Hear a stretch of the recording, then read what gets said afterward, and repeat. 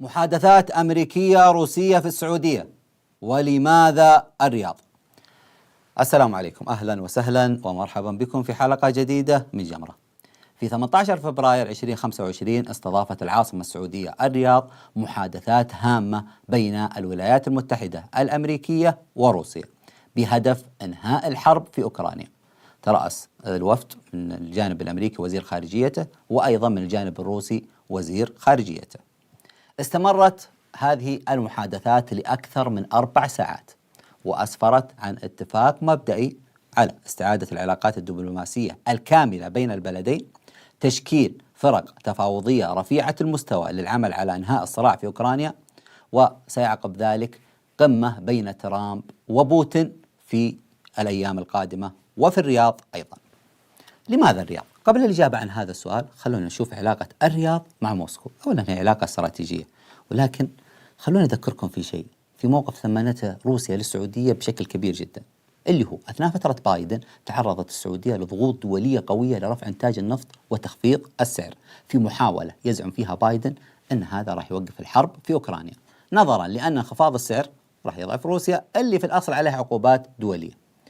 إيش سوت السعودية؟ رفضت وبشكل قاطع كل هذه الضغوط، وقالت أن أوبك ليست مسيسة بل تهتم باستقرار الأسواق، وأن السبب الثاني إحنا ملتزمين مع الروس وغيرهم عن طريق أوبك بلس. زي ما قلت الروسيين ثمنوا هذا الموقف. وش كان ردة فعلهم؟ أن بوتين صرح أكثر مرة أن السعودية شريك يمكن الوثوق به، وقالها بوتين أكثر من مرة، بل أن أمر وزير طاقته في إحدى المؤتمرات اللي تقول السعودية مش معه، لا تعارض السعودية، بمقصد يثق بنظرة السعوديين البعيدة للأسواق، وهذا اللي عزز العلاقة بين روسيا والسعودية في السنوات الأخيرة.